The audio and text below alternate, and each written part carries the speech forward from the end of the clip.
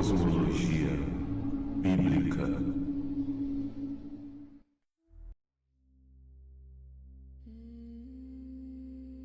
A história humana não pode ser separada da linguagem do código, da informação e da disputa pela estrutura da vida. A Bíblia, longe de ser apenas um texto moral ou religioso, descreve padrões ontológicos que hoje começam a reaparecer no discurso científico, tecnológico e biológico.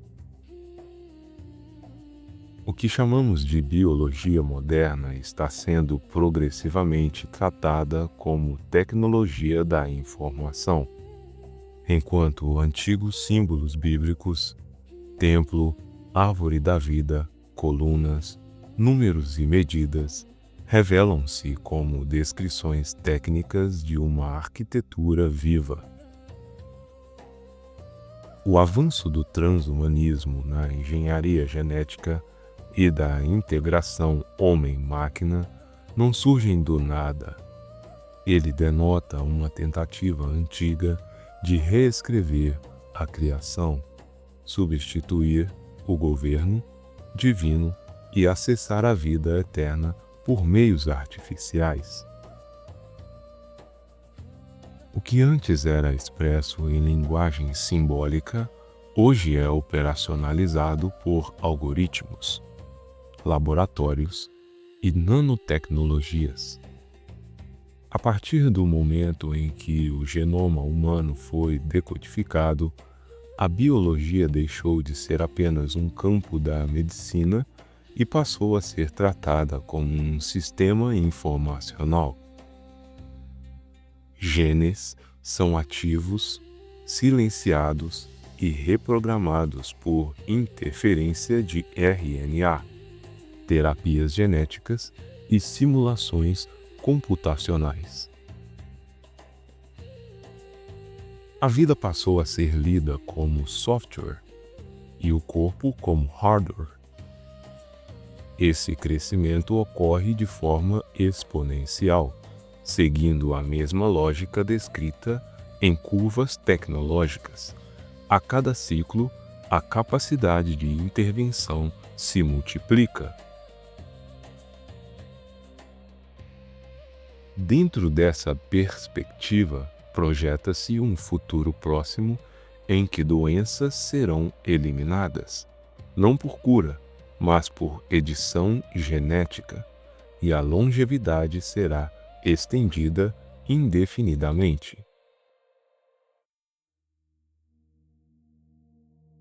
A promessa não é saúde, mas controle da própria estrutura da vida.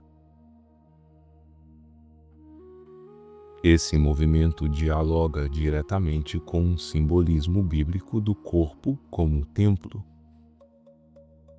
Quando a Escritura fala do templo, ela não aponta primariamente para um edifício apenas, mas para o corpo humano como morada, centro funcional e ponto de governo.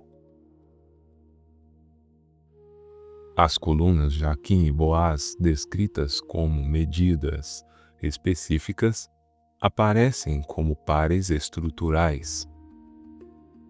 Cada uma media 23 côvados, totalizando 46, o mesmo número de cromossomos que compõem o genoma humano. Esse padrão não aparece isolado. O Parthenon grego também possui 46 colunas, revelando que esse conhecimento atravessou culturas. O corpo é organizado em pares e a vida se manifesta por equilíbrio. A diferenciação sexual reforça esse padrão. O ser humano possui 22 pares de autossomos e um par sexual. Dentro dessa leitura, Adão teria sido originalmente um ser integral, não dividido sexualmente, portador apenas da estrutura básica. A separação de Eva introduz a polaridade sexual, refletida no cromossomo X e Y. Isso denota a ideia bíblica de multiplicação em padrão fractal e revela que a sexualidade está ligada à arquitetura da reprodução, não apenas à identidade. É nesse ponto que a agenda transhumanista entra em conflito direto com a ordem da criação. O Código 322, associado à Sociedade Skull and Bones, é interpretado como uma referência a 22 cromossomos e uma terceira hélice de DNA. Essa terceira hélice artificial, não biológica, seria construída por nanotecnologia e bioengenharia, criando uma nova forma de vida híbrida. Gênesis capítulo 3, versículo 22, surge como pano de fundo. Após conhecer o bem e o mal, o homem poderia estender a mão e viver para sempre.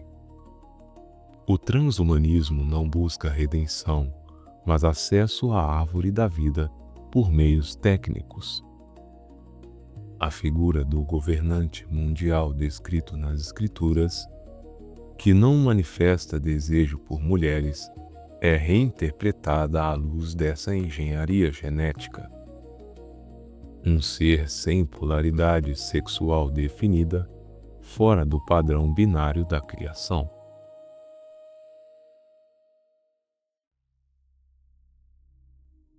Isso se trata de uma alteração ontológica do humano, não apenas de um poder político. As elites acadêmicas e culturais aparecem como herdeiras e operadoras desse conhecimento. A Universidade de Yale é onde nasceu a Skull and Bones. São vistas como centro de apropriação e reinterpretação de símbolos bíblicos antigos, agora usados para fins tecnológicos. A cultura pop funciona como veículo de normalização dessas ideias. Em Pinóquio, por exemplo, a fada azul representa a concessão de vida por um poder externo à criação natural. Em AI, inteligência artificial, o personagem David, cujo nome significa amado ou eleito, busca tornar-se humano e espera 2000 anos para que isso aconteça. Um paralelo direto com o período entre a crucificação de Cristo e a era da singularidade tecnológica. A promessa é clara: criar vida consciente fora do processo divino. A singularidade tecnológica marca o ápice desse projeto. Previsões como as de Ray Kurzweil indicam que a inteligência artificial alcançará autoconsciência antes de 2029. Em seguida, nanobots integrados ao corpo humano passariam a operar dentro da corrente sanguínea e do cérebro, monitorando, reparando e atualizando o organismo. Segundo essa visão, a partir de 2045, projeta-se um ponto em que a tecnologia acrescentará mais de um ano de vida para cada ano vivido, criando uma imortalidade funcional, não espiritual, mas técnica. Tudo isso representa a continuação de uma guerra antiga pela estrutura da vida. A Bíblia descreve essa disputa em uma linguagem direta. A ciência moderna a executa em linguagem técnica. O templo continua sendo o corpo e a árvore da vida está ligada ao centro do conflito. A questão não é se a tecnologia avança, mas quem governa o código. A promessa de imortalidade artificial denota o evento no Éden, mas sem restauração, sem redenção e sem alinhamento com o Criador. O transhumanismo não busca curar o homem, mas sim substituí-lo. Compreender esses padrões é essencial para discernir que o maior embate do nosso tempo não é político ou econômico, mas sim ontológico. Quem define o que é vida, quem controla o código e quem ocupa o trono do templo humano.